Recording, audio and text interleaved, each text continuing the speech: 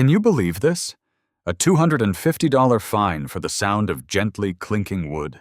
I stood there on my own front porch, the morning sun already baking the red dirt of Sedona, Arizona, just staring at the piece of neon green paper taped to my front door.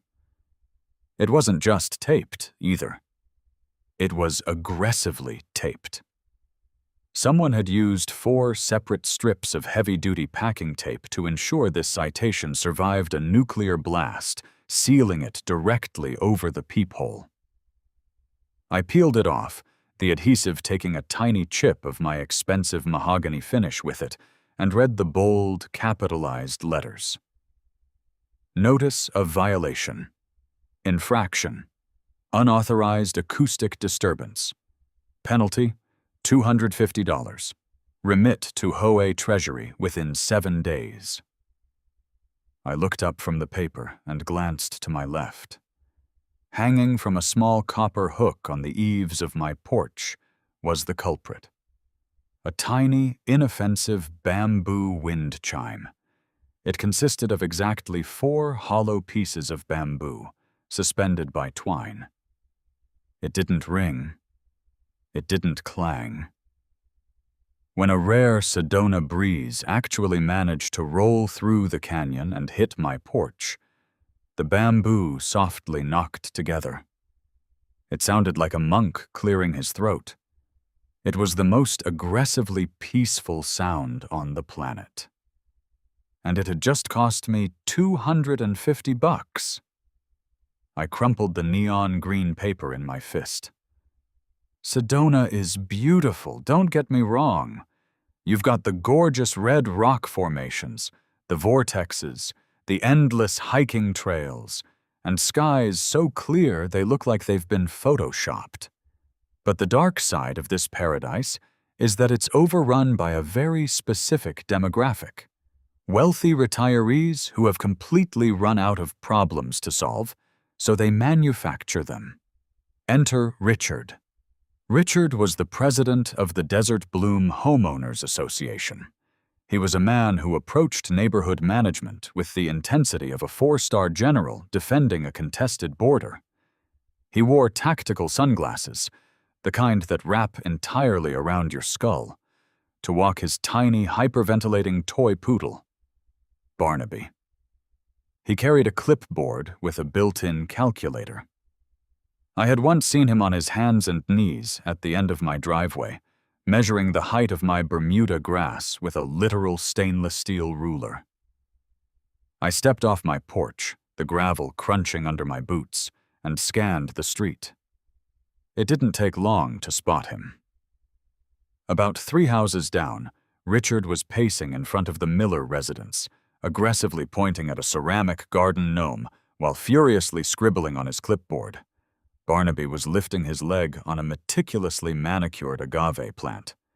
"Hey, Richard!" I yelled, closing the distance between us with long, frustrated strides. Richard didn't flinch. He slowly finished writing, clicked his pen shut with a sharp snap, and turned to face me. He adjusted his tactical sunglasses, catching the morning glare. "David," Richard said, his voice a nasal drone that somehow conveyed pure condescension. "To what do I owe the pleasure? If this is about the trash receptacles, I've already noted that yours was left on the curb a full 14 minutes past the 8 a.m. retrieval window." "It's not about the trash, Richard," I said, stopping a few feet away and holding up the crumpled green paper. "It's about this. $250. For a bamboo wind chime? Are you out of your mind?" Richard sighed, the kind of deep, theatrical sigh a disappointed kindergarten teacher gives a toddler who just ate paste. "David, the CC&Rs are very clear. Section 4, Article 12, no acoustic disturbances." "It's bamboo, Richard. It literally sounds like 2 pencils tapping together. You can't even hear it from the sidewalk." "That is entirely subjective," Richard countered, crossing his arms over his polo shirt, which was tucked so tightly into his khaki shorts I was amazed he could breathe. "Several residents have complained." "Name one," I challenged. Name one resident who complained about a bamboo chime. The board ensures anonymity for all whistleblowers, Richard said smoothly. It prevents retaliation from aggressive offenders, like yourself. Aggressive offender? I'm holding a piece of string and some wood. I laughed, but there was zero humor in it. Look, I'm not paying this. It's ridiculous. Half the neighborhood has wind chimes. Had, Richard corrected, a smug little smile playing at the corners of his mouth. They had wind chimes. After a sweeping audit of the community, aesthetics and noise profiles this past weekend, citations were issued to all violators. The others paid their fines and removed the contraband. I suggest you do the same. Contraband? I echoed, my voice rising in disbelief. It's patio decor, you absolute lunatic. I bought it at a farmer's market for $12. Richard's smile vanished. He unclipped the pen from his clipboard and clicked it open again. Hostile language toward an HOA official, he muttered, writing furiously. That's a violation of Section 2, Article 9. Conduct detrimental to the harmony of the community. I'm afraid the fine has just been escalated, David. You now owe $500. And if that chime isn't down by sundown, it'll be another $100 for every day it remains. I stared at him. Barnaby the poodle yapped at my ankles. For a fleeting, glorious second, I calculated the legal ramifications of punting the clipboard into the nearest canyon. You're making a mistake, Richard, I said, my voice dropping to a dead calm. The only mistake, Richard replied, turning his back on me and giving Barnaby's leash a gentle tug, was you thinking the rules don't apply to you. Have a pleasant afternoon, David. I watched him waddle down the street, his tactical sunglasses gleaming in the sun. I didn't yell. I didn't argue anymore.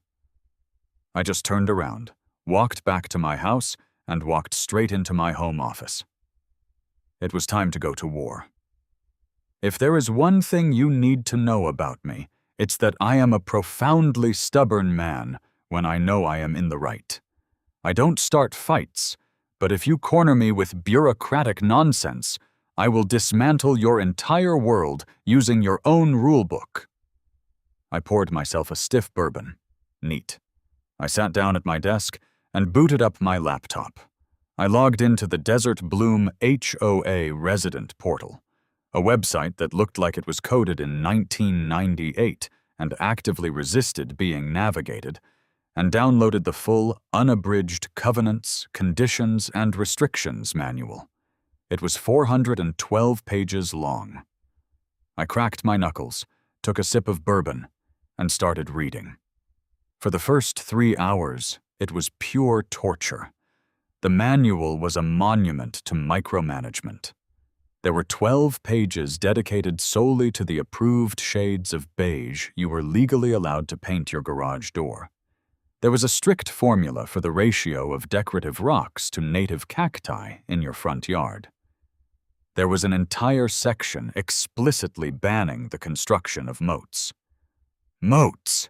In the middle of the Arizona desert. By page 200, my eyes were burning. By page 300, I was questioning all my life choices that had led me to buy property in a managed community. But I kept digging. I was looking for the exact phrasing Richard had used to find me.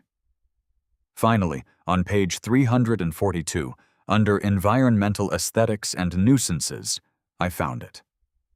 Section 4, Article 12, Paragraph C. Wind-activated noisemakers, including but not limited to chimes, bells, gongs, and metallic suspended ornaments, are strictly prohibited on the exterior of any property due to their unpredictable acoustic nature. I leaned back in my chair. Well, damn. He actually had me dead to rights on the text. Wind-activated noisemakers. It was explicitly written. The board had covered their bases. I took another sip of bourbon, feeling the bitter sting of defeat. I could fight the definition of noisemaker, but in a civil dispute, the HOA's lawyers would just tie me up in arbitration for months. But then, my eyes drifted down the page. I kept reading through the exemptions. Every rule has an exemption. Paragraph D. Exceptions to acoustic regulations are granted solely for emergency alarms, HVAC unit operational hums. I kept scrolling. Section 7, Article 2, Pest Control and Wildlife Management. Living in the desert, you get critters. Scorpions, coyotes, javelinas, and worst of all, the infamous Sedona rock pigeons that nested in your eaves and coated your driveway in toxic, corrosive droppings. I read through the approved pest control methods. Traps, permitted. Chemical sprays, permitted under specific EPA guidelines. And then, there it was. The golden ticket. The holy grail of malicious compliance. Paragraph E. Motorized mechanical pest deterrents, including visual and acoustic repellers, are permitted, provided they are not wind-activated, are securely anchored, and do not exceed a sustained volume of 65 decibels when measured from the exact boundary of the property line. I froze. I read the sentence again.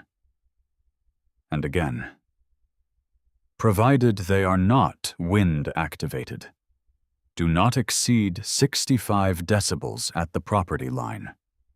I looked out my window at the little bamboo chime hanging motionless in the dead afternoon air. If the chime was activated by the wind, it was a prohibited noisemaker. But if it was activated by a motor, it legally ceased to be a wind chime. It legally transformed into a motorized mechanical pest deterrent. It was a textbook application of expressio unius est exclusio alterius, the legal principle that expressing one specific rule, banning wind activation, implicitly excludes all other variations from the ban. Richard didn't ban the sound. He banned the wind.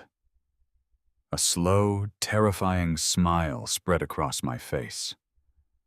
Oh, Richard, you wanted to play by the book? We are going to play by the book until the spine breaks. I grabbed my phone and dialed the only man in Sedona crazy enough to help me pull off what I was about to do. Chuck's Handyman and Tactical Survival Services.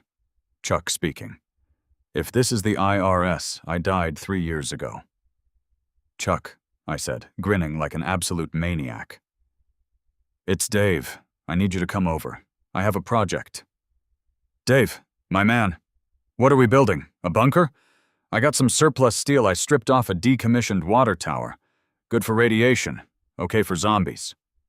No bunker today, Chuck, I said. I need to build a motorized mechanical pest deterrent. And it needs to be loud. How loud? Chuck asked, suddenly sounding very professional. Exactly 64.9 decibels at my property line, I replied. There was a pause on the line. I could hear Chuck chewing on what sounded like an unlit cigar. I'll be there in 10 minutes. Chuck pulled up to my driveway in a vehicle that defied all laws of automotive physics. It was a 1990s Chevy pickup truck held together by bondo, diamond plate steel, and sheer, stubborn willpower. Chuck hopped out. He was a wiry guy in his late 50s, wearing paint-splattered overalls over a faded band t-shirt, his wild gray hair shoved under a trucker hat. He was perpetually caffeinated and viewed building codes as mild suggestions. I met him on the porch and pointed at the bamboo wind chime. I need that, I said, pointing to the bamboo, to never stop moving. Ever. But the wind can't do it. Chuck crossed his arms, squinting at the tiny piece of wood. You want to automate a wind chime? Dave, I usually charge by the hour, but this sounds dangerously close to performance art. I explained the situation. I told him about Richard, the tactical sunglasses, the ruler on the grass, the $500 fine, and finally, the loophole in the CC&R manual. As I talked, I watched Chuck's expression morph from mild confusion to deep, profound reverence. He slowly took off his trucker hat and pressed it to his chest. "It's beautiful," Chuck whispered. "It's the most spiteful thing I've ever heard. I love it. We're going to over-engineer the hell out of this." "What's the plan?" I asked. Chuck immediately dropped to one knee, pulled a stubby pencil from behind his ear, and started sketching aggressively on the back of a crumpled hardware store receipt. "Okay, look," Chuck muttered, talking a mile a minute. "Bamboo is out. Bamboo is weak. Bamboo says, 'I enjoy yoga.' We need something that says, 'I am actively hostile toward avian intruders.' We need steel. We need pipes. We need weight." "Wait, I can change the material?" I asked. "The bylaws didn't specify the material for a mechanical deterrent, right?"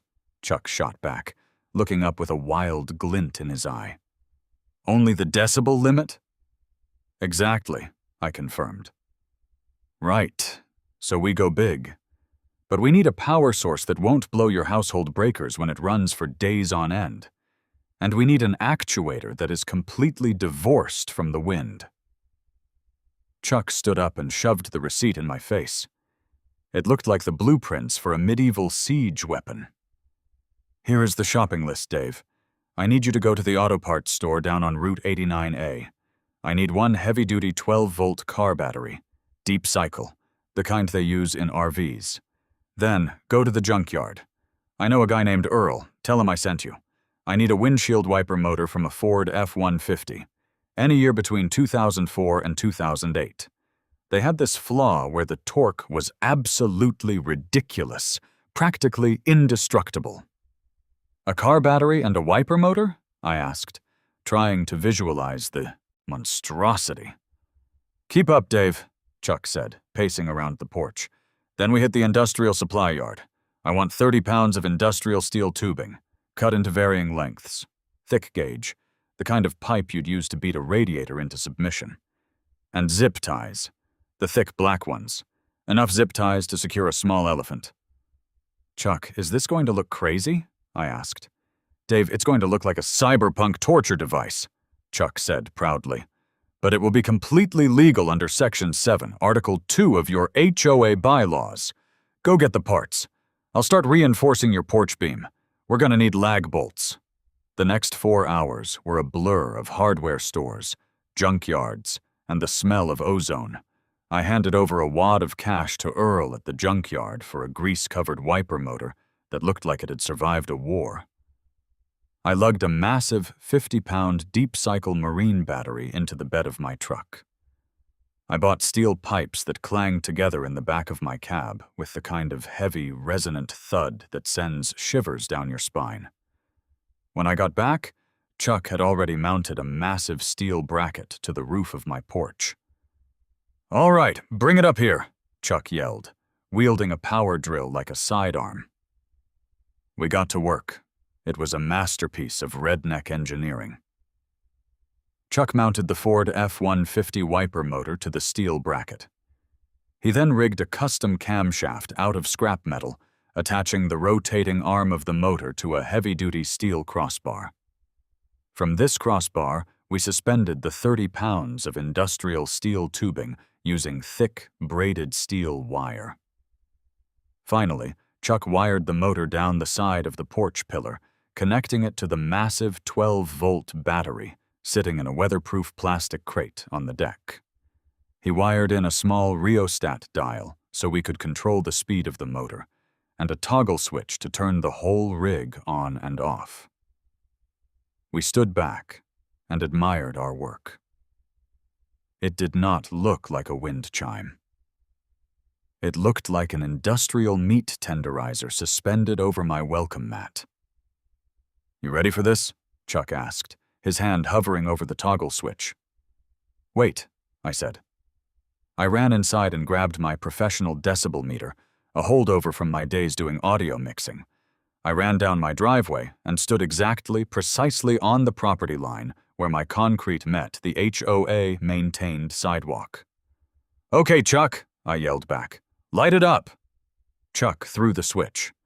The heavy-duty marine battery surged power into the Ford F-150 wiper motor. The motor whined, a low mechanical growl, and began to rotate.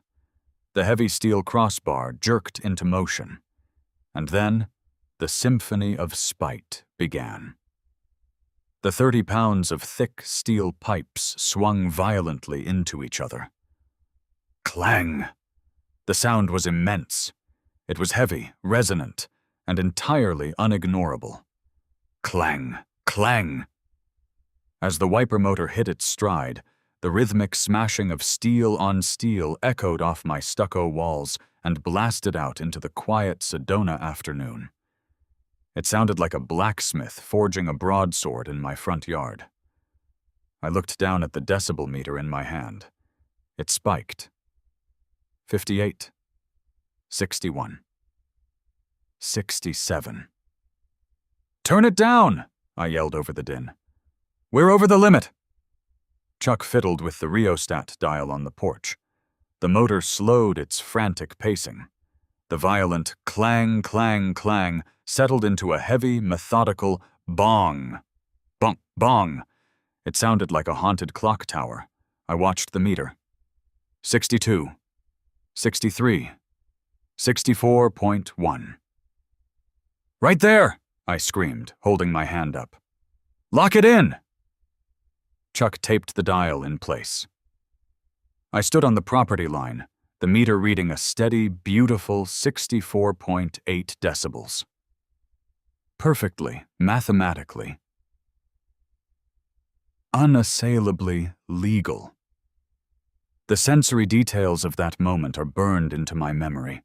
The sheer, percussive vibration you could feel in the soles of your feet, the way the neighbor's golden retriever across the street sat down and just stared at my house with its head tilted sideways, the absolute lack of wind in the air, juxtaposed with the violent mechanized swinging of heavy steel.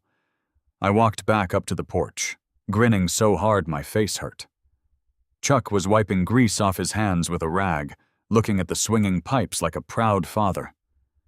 "Chuck, you are a genius," I said, shouting slightly to be heard over the bong. Bong. "Just a man who appreciates the law, Dave," Chuck shouted back. "I gotta head out to a job, but this battery will run that motor for about 9 days straight before it needs a charge. You want me to leave the heavy-duty charger?" "Leave it," I said. "I have a feeling we're going to need it." Chuck drove off in his chaotic truck, leaving me alone with my mechanized monstrosity. I went inside, poured myself a fresh cup of coffee, and pulled a lawn chair out onto the front porch. I sat down, the massive steel pipes swinging back and forth inches from my head, letting out their rhythmic, deafening toll. I didn't have to wait long. It took exactly 14 minutes for the neighborhood grapevine to do its job.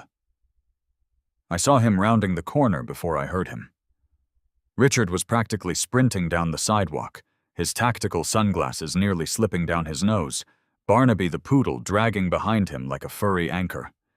His face was a shade of plum purple I had previously only seen on eggplants. He marched right up to my property line, stopped exactly where I had been standing with the meter, and started screaming. I couldn't hear a word he was saying.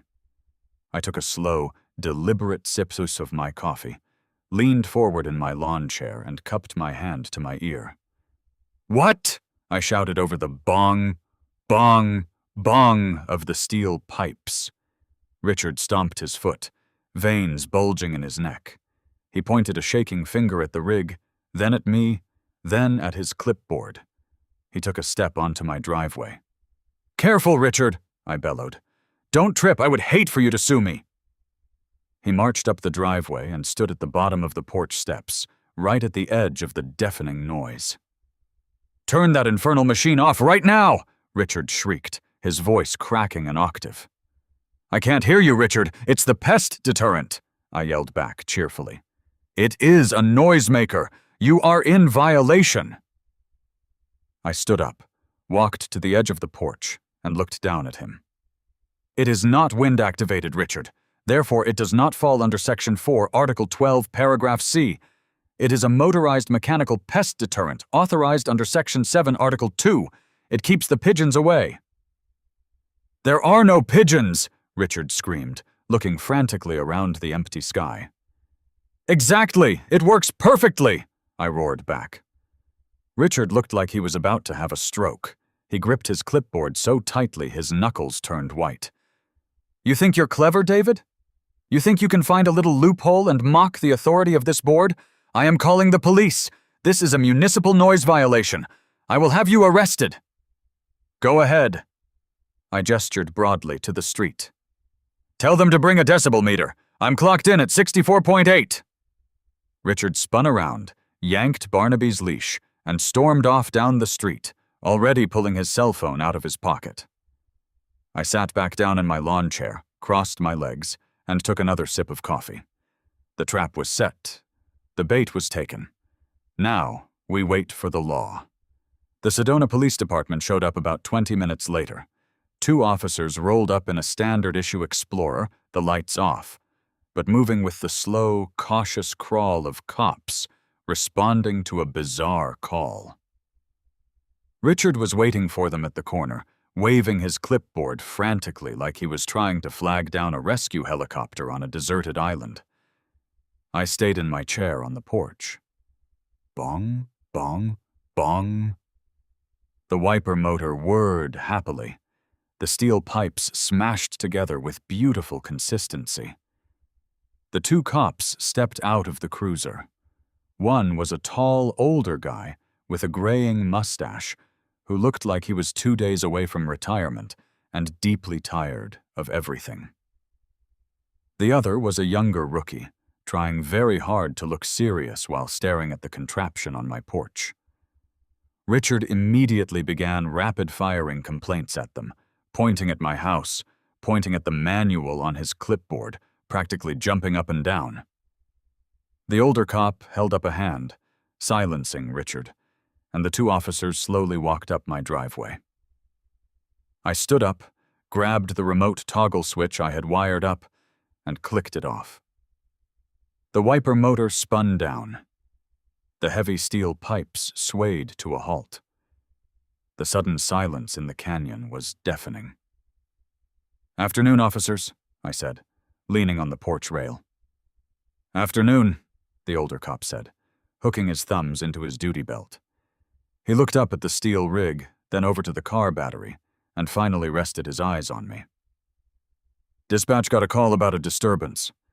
Something about an illegal industrial manufacturing plant operating in a residential zone." I let out a sharp laugh. "Did he really tell dispatch that?" "He said you were forging steel," the rookie chimed in, looking at the pipes. "Officers, what you are looking at is a 100% compliant, HOA-approved motorized mechanical pest deterrent," I explained calmly, walking down the steps to meet them. "Our HOA president, Richard over there, informed me this morning that wind-activated chimes are strictly prohibited. I respect the rules.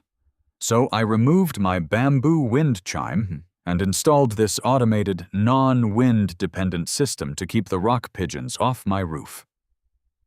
The older cop let out a slow, raspy sigh. He looked over his shoulder at Richard, who was hovering at the end of the driveway, practically vibrating with rage. Then he looked back at me. "Sir, you've got a Ford F-150 wiper motor hooked to a marine battery, swinging 30 pounds of steel pipe," the cop said, deadpan. "I don't think a pigeon is going to come within a mile of this house." "That means it's working, officer." The older cop suppressed a smile. He smoothed his mustache and cleared his throat. "Look, Mr. David," I provided. "David, the HOA dispute is a civil matter. We don't enforce HOA bylaws. What we do enforce are municipal city codes. Your neighbor claims you are violating the city noise ordinance. City code in a residential zone dictates that sustained mechanical noise cannot exceed 65 decibels at the property boundary." "I am completely aware of the municipal code, officer," I said. In fact, I calibrated the device specifically to comply with it. Would you like to test it? Richard suddenly jogged up the driveway. Yes, test it. Test it right now. That thing sounds like a train derailment. Arrest him! Mr. President, please step back to the sidewalk, the older cop warned, his voice hardening slightly. He turned to his rookie. Go get the meter from the cruiser. The rookie jogged back to the SUV and returned with a highly calibrated police-grade digital decibel meter. All right, David, the older cop said. Turn it on, and let's see where we stand. With pleasure. I clicked the remote toggle. The battery surged. The motor whined. The steel pipes jolted into motion. Bong, bong, bong. The older cop and the rookie walked exactly to the edge of my property line, standing side by side with Richard, who was practically foaming at the mouth in anticipation. The rookie held the digital meter out in front of him, the screen facing the house. I watched the rookie's eyes widen. He looked at the screen, then looked at his partner. What does it say? Richard demanded, trying to grab the meter. Read it! It's got to be 100. It's got to be 120. The rookie pulled the meter back out of Richard's reach. He cleared his throat and looked at the older cop. It's jumping between 64.5 and 64.8, sir, the rookie said. Richard froze. What? 64.8 decibels, the older cop repeated loudly, projecting his voice over the rhythmic clanging. City limit is 65. That thing is broken, Richard shrieked, pointing at the police equipment. Your machine is broken. He is deafening the neighborhood. The older cop turned to Richard, his patience completely evaporated. Sir, this meter was calibrated at the precinct this morning. The reading is accurate. The noise on this property is legally compliant with Sedona Municipal Code.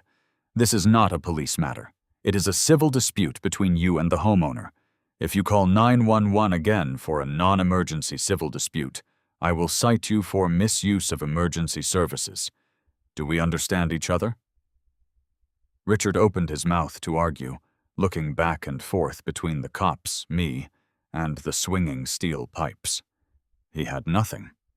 His entire arsenal of authority had just been vaporized by a decibel reading that cleared the legal limit by 0.2 of a point. But the CCC and Rs, Richard stammered weakly. Take it to small claims court, the older cop said, turning away. The two officers walked back to my porch.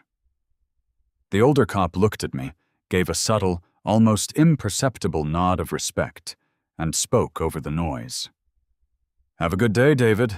Try not to attract too many pigeons. Just doing my civic duty, officer, I smiled. They got back in their Explorer and drove off. Richard stood alone on the sidewalk, his tactical sunglasses failing to hide the absolute devastation on his face.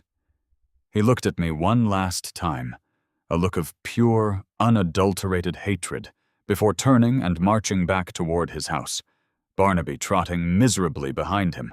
I left the machine running for the rest of the afternoon.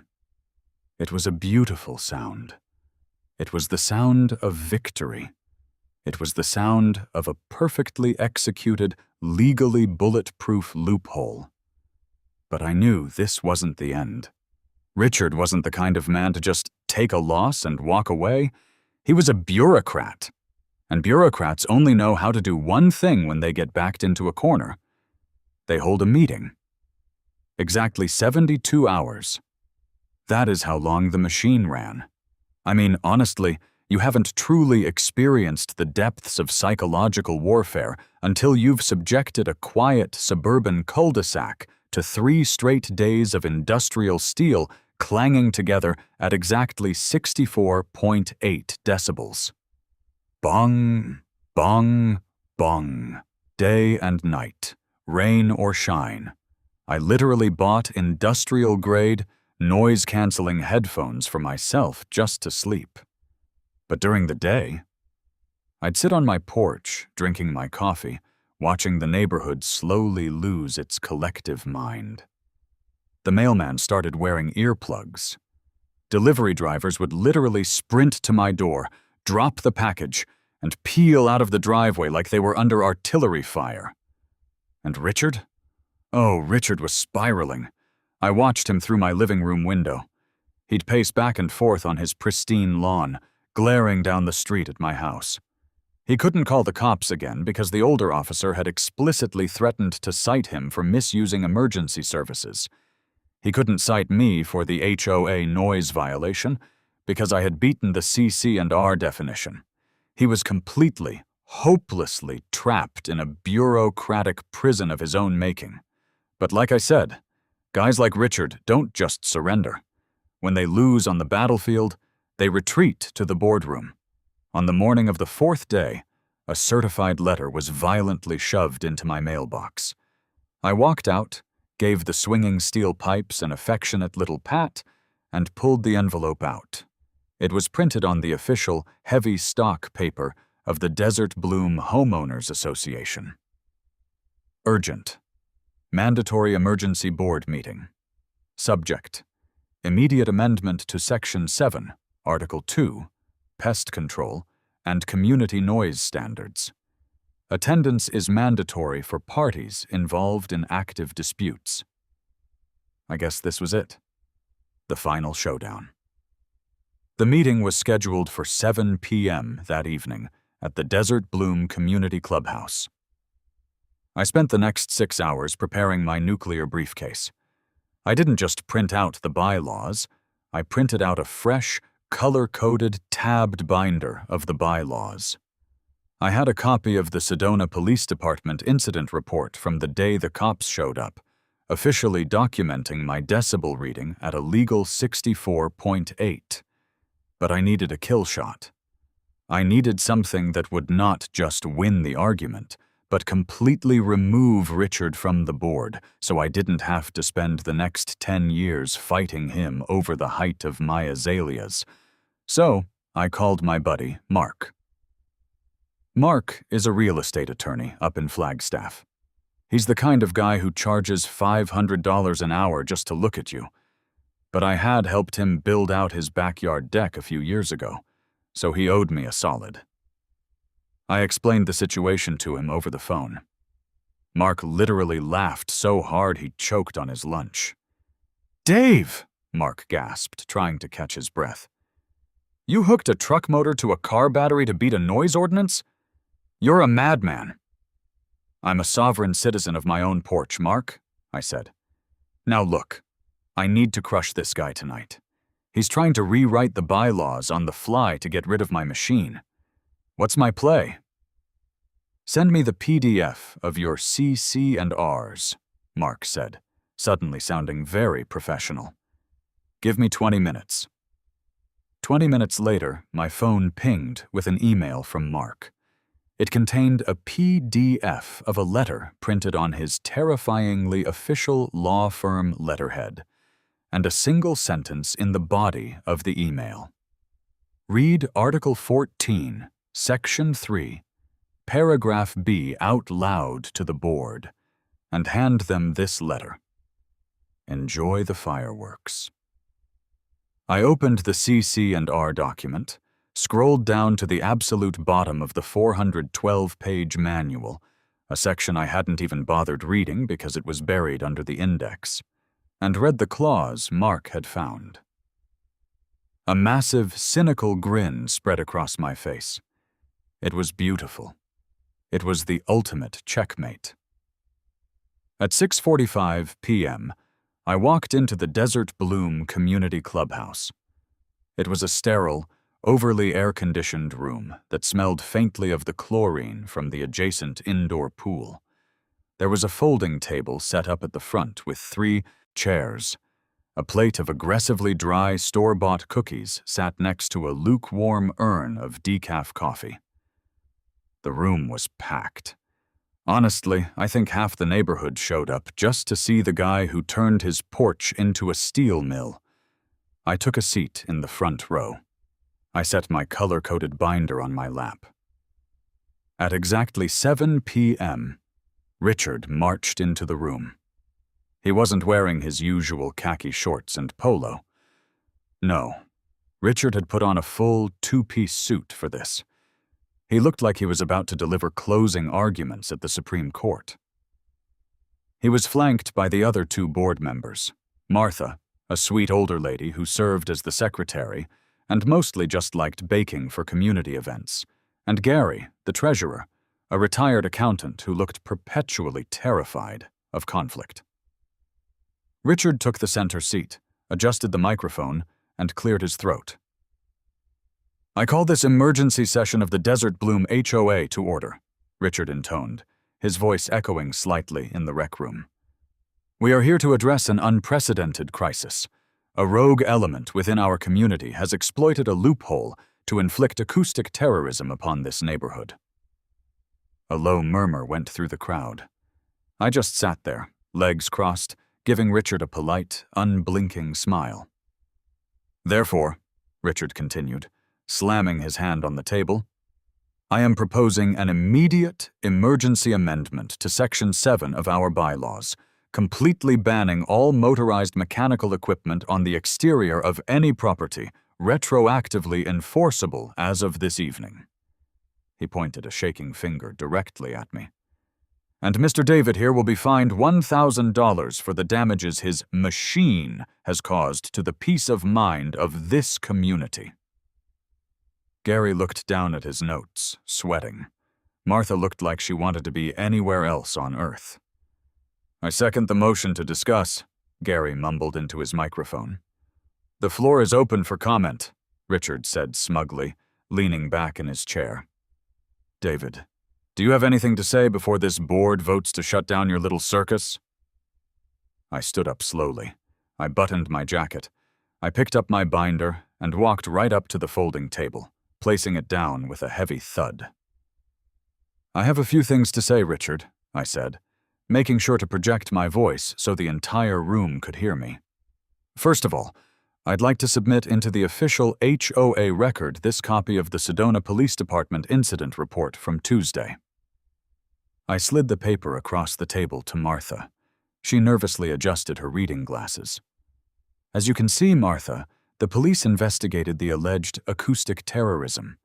They utilized a calibrated decibel meter at my property line. The machine clocked in at exactly 64.8 decibels. This is entirely compliant with city municipal codes. The police have officially ruled that no laws are being broken." Richard scoffed into the microphone. "This isn't about city code, David. This is about HOA bylaws. Our rules supersede the city when it comes to neighborhood harmony." "Right, the bylaws," I said, nodding. "Let's talk about those. You fined me $250 for a bamboo wind chime, claiming it was a wind-activated noisemaker.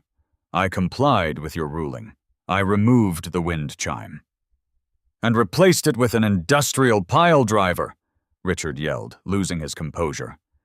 "I replaced it with a motorized mechanical pest deterrent, as explicitly authorized under Section 7, Article 2 of the very rule book you are holding, Richard," I replied, my voice dead calm. "It is not wind-activated. It is under 65 decibels. It is 100% legal under the current CC&Rs. And because it is currently legal, you cannot retroactively fine me for it. That's basic contract law. Which is exactly why we are amending the rule right now." Richard slammed his fist on the table again. "Gary, Martha, I call for an immediate vote to amend the bylaws and issue the fine." Gary raised a trembling hand. Richard, he's technically right about the retroactive fine. We can change the rule going forward, but our insurance might not cover us if we try to fine him for something that was technically allowed yesterday." "Nonsense," Richard snapped. "He's a menace. We vote now." "Before you vote," I said, raising my hand to pause the chaos, "I have one more document to submit to the board." I reached into my binder, pulled out the thick, watermarked envelope from Mark's law firm, and handed it directly to Gary. Gary, as the treasurer, You handle the financial liability for the board, correct? I asked. Yes, Gary stammered, pulling the letter out of the envelope. Please read that letter. It's from my attorney. The room went dead silent. You could hear the hum of the vending machine in the hallway. Gary's eyes darted back and forth across the page. As he read, the color completely drained from his face. He looked like he was about to pass out. Gary? Richard demanded. What does it say? It's just a scare tactic. Give it to me. Richard, Gary whispered, his voice trembling. This is a notice of intent to sue, not the HOA, us, personally. Martha gasped. What? Richard snatched the letter from Gary's hands. Allow me to clarify, I said, turning to address the entire room. I spent the last few days reading our CC&R manual very, very closely, and I found a fascinating clause buried all the way in the back. Article 14, Section 3, Paragraph B. It's a protection clause for homeowners. I opened my binder to the tabbed page and read it aloud, loudly and clearly. Any board member found to be utilizing their position to enact targeted, frivolous harassment or pursuing personal vendettas outside the explicit, objective enforcement of community guidelines shall be subject to an immediate vote of removal. I paused, letting the silence hang in the air before dropping the hammer. Gotsios, and shall be held personally liable for all legal, administrative, and compensatory fees incurred by the defending homeowner. I closed the binder with a snap. My lawyer's retainer is $10,000. I lied smoothly. If you vote to pass this illegal, retroactive amendment specifically targeting my compliant property, my attorney will file an injunction tomorrow morning, and under your own bylaws, the HOA's insurance will not protect you. Richard, Gary, Martha, if you vote yes on this, you will be paying my legal fees out of your own personal bank accounts. Martha dropped her pen. It clattered loudly on the table. She looked at Richard with absolute horror. Richard, I am not paying $10,000 because you don't like his bamboo chimes, Martha cried. It's a bluff, Richard screamed, waving the paper in the air. He's bluffing! Are you willing to bet your retirement fund on that, Gary? I asked, looking the treasurer dead in the eye. Gary swallowed hard. He looked at Richard, then looked at me, then looked at the crowd of neighbors who were watching the drama unfold like they were at the Super Bowl. I withdraw my second for the motion, Gary squeaked into the microphone. You can't do that, Richard bellowed, his face turning that familiar shade of plum purple. I also withdraw, Martha said quickly, sliding her chair an inch away from Richard. In fact, Gary, as a quorum of the board, I'd like to make a new motion. Richard froze. Martha, don't you dare. Martha sat up straight, suddenly finding her backbone. I make a motion to invoke Article 14, Section 3. I motion to remove Richard from the position of HOA President, effective immediately, on the grounds of targeted harassment and exposing the board to severe financial liability. The room erupted. Half the neighbors started clapping. Someone in the back actually whistled. I second the motion, Gary yelled over the noise, looking incredibly relieved. All in favor? Martha asked. Both Gary and Martha raised their hands. Motion passes, Martha said, banging a small wooden gavel she pulled from her purse. Richard, you are no longer the president of the Desert Bloom HOA. Please vacate the center chair. It was glorious. I have never seen a man deflate so quickly in my entire life. Richard looked like a balloon that had just been hit with a dart. His mouth opened and closed, but no sound came out. He looked down at his clipboard, then at the 2 board members who had just mutinied, and finally, he looked at me. I just gave him a little salute. Richard didn't say a word. He stood up, grabbed his clipboard, and speed-walked out of the clubhouse, pushing past the cheering neighbors, his suit suddenly looking 2 sizes too big for him. Martha adjusted her microphone. "David," she said, her voice shaking slightly. If we officially drop the original $250 fine for the wind chime and clear your record, will you please turn off that machine?" I smiled. "Martha, if the fine is dropped, the pest deterrent goes offline. Tonight."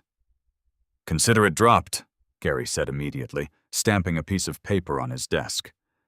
I walked out of that clubhouse feeling like I was floating 10 feet off the ground. The cool Sedona night air hit my face, and for the first time in 3 days, the neighborhood was completely, blissfully silent. I drove home, parked my truck, and walked up to my front porch. Chuck's masterpiece was hanging there, dark and quiet in the moonlight.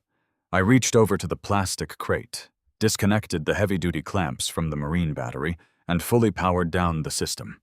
Then I went into my garage, opened my toolbox, and pulled out the tiny $12 bamboo wind chime. I walked back out to the porch, grabbed a step stool, and hooked the twine over the eaves, right next to the massive steel pipes. A gentle, late-night canyon breeze rolled through the cul-de-sac. The hollow bamboo tubes knocked against each other. Tink, clack, tink. It was the most beautiful sound in the world. So, I guess the moral of the story here is simple. Bureaucrats rely on the fact that you won't read the rules. They weaponize the fine print because they assume you're too lazy or too scared to fight back on their level. But when you actually take the time to read their sacred texts, you'll almost always find the exact weapon you need to dismantle their little empires. If they want to play by the book, you beat them with the book.